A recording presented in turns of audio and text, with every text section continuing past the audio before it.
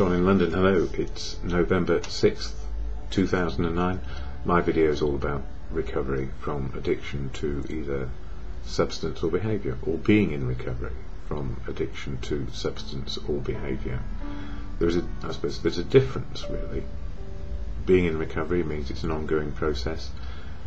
In recovery, definitely, from alcohol, my substance of addiction, don't drink one day at a time, and behaviour, cross-addict, that is work, relationships, you name it, food, gym, sport, anything that could interest me and I could get obsessed about. And how did I ever break the habit of drinking and find sobriety? And that's not just physical sobriety, not drinking a day at a time, some sort of emotional and spiritual sobriety as well. Well, along the way, family, friends, community, professionals kept me alive long enough, and that's from intensive care to finding myself on the streets and in the gutter, and then into an understanding that I could not do this on my own. And that was the gift. I realised at rock bottom, or one more rock bottom, I could not do this on my own. And that was the gift. And what helped me most was finding a fellowship where people understood exactly what I was facing on a daily basis and what to do about it. So a toolkit was provided. It did not fix me, and that's one of the things about anything to do with life these days. I realise there are no fixes, and we can look for things to put us right, but actually where it comes from is deep inside, how we get right about living our lives one day at a time. So for me, the Fellowship of AA, Alcoholics Anonymous, provided the template, and fellowship and friendship and inclusion, where people understood what I was facing on a daily basis. And everybody told me, it's not an easy path, although it's very simple. It's a simple path, but difficult, because we're trying to break the habit of a lifetime, which is self-will, and then self-will run riot to the place of obsession. So for me, I was always taught, put on a brave face, deal with life, utilise ego if nothing else will do, and cover up the fear. And that set a pattern in me, using my willpower always to feel like I was in control. And what I learned over the years, no matter what, to do with fixing or wanting or needing, self-will would fail, because it will. It's a human quality, self-will. And I could not believe that I could fail. Or if I did fail, how would you think of me? Or how would the world judge me? And these days, I've less of an opinion how people think of me or judge me. It's better to be in the moment of now, understanding where I am and what I can do. So the Fellowship of AA, 12 steps of action to change my attitude and behaviour, to provide me with a toolkit, and to live life in the moment of now, so I can improve my emotional understanding of what is going on for me and those around me, and have a spiritual connection to living, which is simply living in the present moment with the ability to live it rather than think it or want it a particular way, to live what is true. So for me, truth is the spiritual foundation of living, and AA, Alcoholics Anonymous, provides an opportunity and sanctuary where people can find their truth without being judged. Well, hopefully. Although some judgment will go on, that's just human behaviour. But we try and understand it's better to let people get on and live life, and find sober is much preferable to drinking and death, or an early death.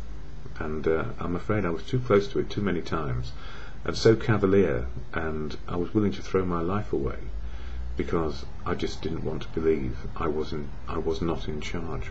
So the gift for me these days is fellowship, and I go to meetings of AA as often as I can, most days. I've only missed one in the last month, and that's because I've been a bit ill, but I'm getting better. When I go to meetings, the AA preamble or statement of intent is shared, and I share it here because it slows me into the moment of now and gets my meditation hat on. Alcoholics Anonymous is a fellowship of men and women who share their experience, strength and hope with each other, that they may solve their common problem and help others to recover from alcoholism. The only requirement for membership is a desire to stop drinking, There are no dues or fees for AA membership. We are self-supporting through our own contributions. AA is not allied with any sect, denomination, politics, organisation or institution, does not wish to engage in any controversy, neither endorses nor opposes any causes. Our primary purpose is to stay sober and help other alcoholics to achieve sobriety. And the gift of all of this is I can get to a meeting, listen to others, experience strength and hope, and see how it reinforces how I'm living today. And I managed to get out last night and get to what is called the After 8 meeting at Eaton Square, where people who have over 8 years sobriety share their experience, strength and hope. And they share it to people who are a few hours sober through to decades sober. So what do we all have in common? This one similarity: to be sober today. And an understanding of experience, strength and hope from others is part of the toolkit. So listening to others and how they're doing helps me keep a check on where I am too. And much of what was shared last night was about unity, service and recovery. That is, being part of what is going on. Unity, service, giving something back. We can do what we've always done, which is rely on a fix to put ourselves right. Or we can actually do some service. What can I give to fellowship? Rather, what can fellowship give to me? Because fellowship just gives and gives and gives. But if we don't give back, we know it's not reciprocal. And unity, service leads to recovery. Simple recovery, a day at a time. No longer, and then we start again. The gift is we start afresh every day. And I use daily reflections here to share experience, strength and hope. Of the 12 steps, there's one a month in this book, and step 11 is all about, that's the November step for me. In the book it's all about prayer and meditation and what it can do for us. So on November 6th it says, going with the flow. Sought through prayer and meditation to improve our conscious contact with God as we understood him.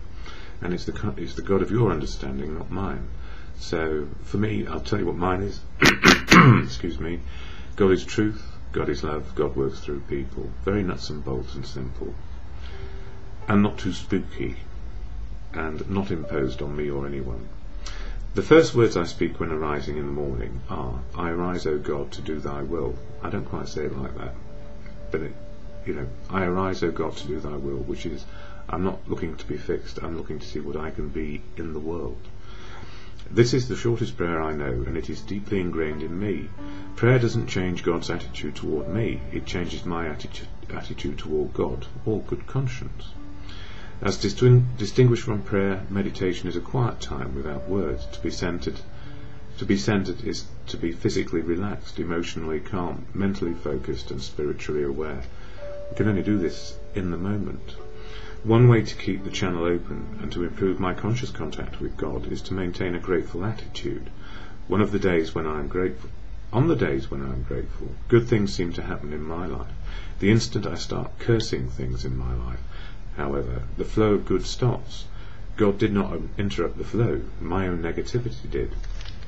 And you know what we get? We get every brickbat or situation thrown at us every single day, and it's often unity, service and recovery, those attitudes of I'm part of, so I'm going to feel the good and the bad. Service, I'm going to be a part of giving rather than just receiving or being fixed. And recovery, keeping on the path which keeps me sane and in the moment of now. Spiritual, how hard is that? Well, it's thinking hard, as most people know. It's simple, but it's hard work. Life is hard. Working hard can be difficult. So the serenity prayer to acceptance of where things are today doesn't mean it's good or bad. It's just the way it is. God of your understanding, or to good conscience, grant me the serenity to accept the things I cannot change, courage to change the things I can, and the wisdom to know the difference is simply and always for me, just for today.